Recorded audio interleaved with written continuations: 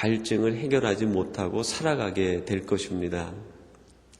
채워지는 기쁨, 넘치는 기쁨은 어디에서 오는가? 오늘 말씀해 보니까 드림에서 온다, 헌신에서 온다 하는 것을 우리가 알 수 있습니다.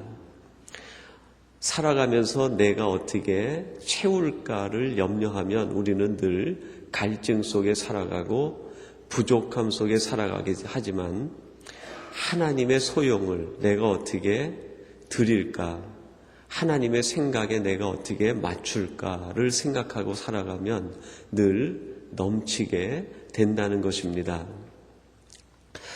출애굽의 전체 그 역사를 보면은 많은 사람들이 등장하는데, 그 출애굽에 나오는 사람들을 우리가 둘로 한번 이렇게 구분지어 볼 수 있을 것 같아요. 그 광야에서 생존에만 아주 급급한 사람들이 있습니다. 이 광야에서 내가 어떻게 살아남아야 될 것인가.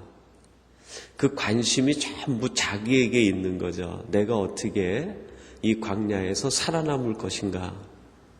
내가 어떻게 하면 여기에서 내가 원하는 것을 채우고 살아갈 것인가 하는 거죠. 근데 또 한 부류의 사람이 있는데, 그 사람들은 누굽니까? 생존에 급급하지 않고 이 광야에서 내가 어떻게 하나님의 뜻을 이룰까, 사명에 초점을 맞추고 살아가는 사람이 있습니다. 첫 번째 부류의 사람이 존재에만 관심이 있다고 하면, 후자에 나오는 구분짓는 사람은 쓰임에 관심이 있는 것이죠. 오늘도 이 땅을 살아가는 많은 사람들은 아까 제가 처음 서두에 말한 것처럼 늘 욕심에 이끌려 갈증을 느끼며 살아가는 사람이 있는가 하면, 하나님의 생각에 맞추어서 넘치는 기쁨으로 살아가는 사람이 있습니다.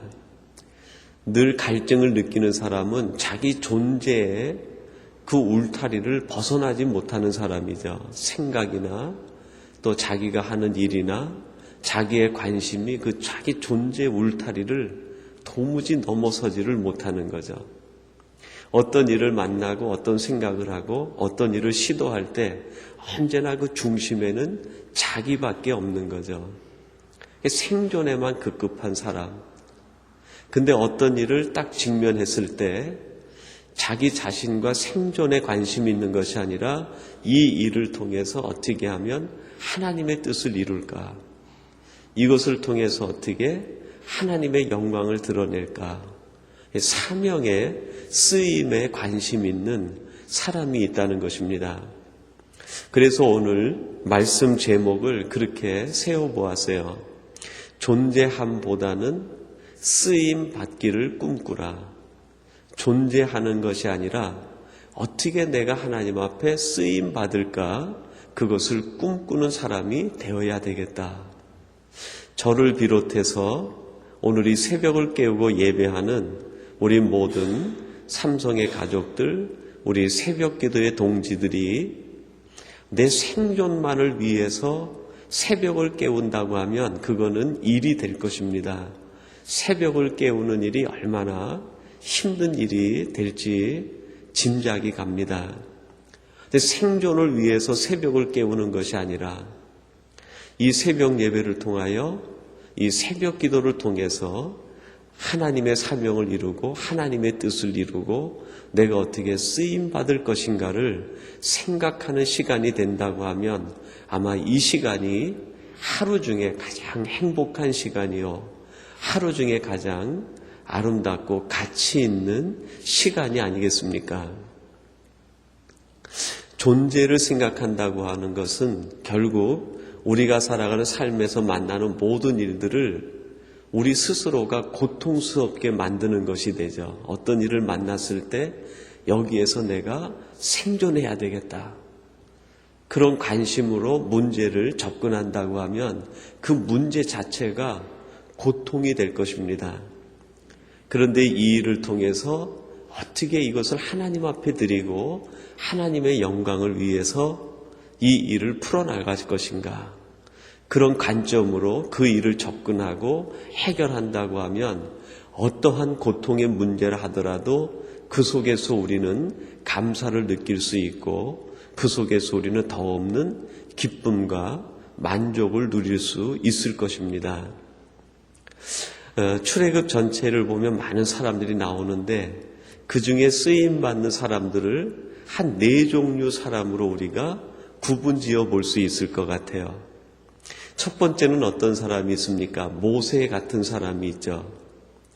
성경은 모세를 가리켜서 온유한 사람이다, 그렇게 정의를 내렸어요. 민수기 12장 3절에 보니까 이 사람 모세는 지면에 있는 모든 사람들보다 온유함이 가장 승하다 그랬어요. 어떤 사람이 하나님 앞에 쓰임받을 수 있는가? 생존에 관심이 있는 것이 아니라 하나님 앞에서 내가 어떻게 온유한 사람이 될 것인가? 거기에 관심이 있을 때 그 사람이 쓰임받게 되고 그 사람을 통해서 하나님이 영광을 받으시게 된다는 거죠. 온유하다라는 것은 우리 마음의 기초를 의미할 것입니다. 우리가 우리의 마음을 차곡차곡 세워나갈 때 우리 마음의 가장 기초를 무엇으로 할 것인가? 출애굽 역사를 보면은 온유를 기초로 해야 되겠다. 지식도 아니고 세상의 권세도 아니고 세상에 있는 어떠한 모든 보기 좋은 것도 아니고 오직 하나님께서 우리에게 주신 정말 귀한 마음인 온유를 기초로 놓아야 되겠다. 그리고 두 번째 사람이 있는데 그것은 아론입니다. 모세의 형 아론이 하나님 앞에 출애굽기에 보면 얼마나 귀하게 쓰임 받습니까? 그 대대손손이 하나님 앞에 제사장의 가문으로 쓰임을 받게 되죠. 근데 하나님께서 아론과 그 자녀들을 사용하실 때 한 가지 기준을 원하셨어요. 그 한 가지 기준이 뭡니까? 거룩함이죠. 거룩하라, 거룩하라. 거룩해야 내가 너를 사용할 수 있다. 너는 내게 쓰임 받을 수 있다 하는 것입니다. 쓰임 받는 사람이 두 번째 생각해야 될 것은 거룩함의 문제라고 하겠습니다. 내가 어떻게 생존할 것인가, 무엇을 먹을까, 무엇을 마실까, 무엇을 입을까가 아니라 내가 어떻게 하면 하나님 앞에서 조금 더 거룩할까. 그것을 늘 생각하는 사람이 하나님 앞에 위대하게 쓰임받을 수 있다는 것입니다. 온유한 사람에게는 하나님이 민족을 맡겼어요. 근데 거룩한 사람에겐 하나님이 무엇을 맡겼습니까? 하나님 앞에 예배드릴 수 있는 성전의 일을 맡겼습니다. 여러분들이 온유함으로 민족을 이끌어가는 하나님의 사람도 되지만 거룩함으로 하나님의 신실한 일을 감당해 나가는 우리 복된 성도들 또한 되시기를 간절히 바랍니다. 세 번째는 누가 있냐면 오늘 본문에 나오는 부사렐과 오홀리압이라는 사람들이 나옵니다. 이들을 가리켜 성경은 지혜롭다 그렇게 얘기했어요. 어떤 사람이 쓰임받을 수 있는가? 지혜로운 사람. 이 지혜가 언제 필요한가? 하나님께서 주신 말씀들을 그대로 실천해 나갈 때 그 말씀을 실천하는 방법이 지혜로워야 되겠다 하는 거죠. 지혜는 꾀가 아닙니다. 지혜는 요령이 아니죠. 지혜는 이쪽 저쪽에 있는 좋은 것들을 모아가지고 내 생각대로 이끌어가는 것이 아니라 하나님께서 하신 말씀들을 어떻게 그 말씀대로 그대로 이루어지게 할 것인가 하는 것을 연구하고 말씀대로 행하고 살아가는 것이 지혜라고 할 수 있어요. 우리가 지혜를 구하는 까닭은 하나님 말씀대로 살기 위해서 지혜를 구하는 거죠. 근데 많은 분들이 지혜를 잘못 생각합니다. 이것이 하나님의 말씀인가 아닌가 분별하기 위해서 지혜를 구하려고 하는 사람이 있어요. 지혜는 판단하고 내 것, 하나님의 것을 구분해가지고 내가 보기 좋은 것들을 해나가는 것이 아니라 하나님께서 내게 주신 말씀이라고 하면 그 말씀을 어떻게 내가 이것을 내 삶 속에서 그대로 실천해 나갈 것인가. 그것을 생각하고 연구하고 그것을 이루어내는 것이 지혜죠. 그 속에 뭐가 있어요? 능력이 있는 거죠. 하나님의 말씀을 그대로 이루어 나가려고 할 때 그 속에 성도의 능력이 드러나게 되는 거죠.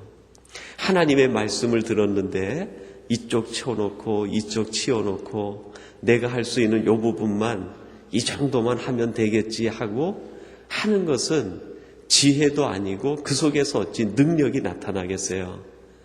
하나님의 말씀이 힘들고 어렵지만 그 말씀을 어떻게 그대로 하나도 변하지 않고 다 이루어낼 것인가, 그것을 생각하고 연구하면서 그것을 그대로 이루어낼 때 거기에 능력이 나타나고 거기에 놀라운 하나님의 역사가 임하는 것 아니겠습니까?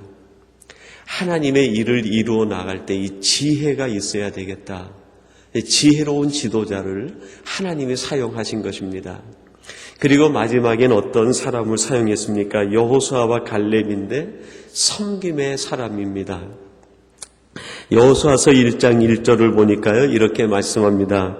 여호와의 종 모세가 죽은 후에 여호와께서 모세의 시종 눈의 아들 여호수아에게 일러 가라사대. 그리고 여호수아서 마지막 결론에 보면 이 여호수아의 고백이 나옵니다. 24장 15절인데요. 너희 섬길 자를 오늘날 택하라. 오직 나와 내 집은 여호와를 섬기겠노라.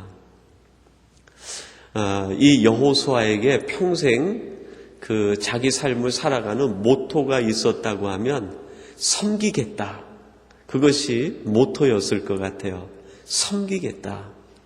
하나님을 섬기고 하나님께서 맡겨주신 일을 섬기고 하나님께서 섬기라고 주신 백성들을 섬기고 하나님께서 주신 모든 일들을 섬기는 사람, 절대 믿음을 갖고 절대 섬김으로 살아온 여호수아와 갈렙을 하나님이 얼마나 축복하시고 사용하셨습니까? 이 네 부류의 사람이 결국 출애굽의 지도자가 되었습니다. 광야를 지나가는데 빛과 같은 사람들이 된 것이죠.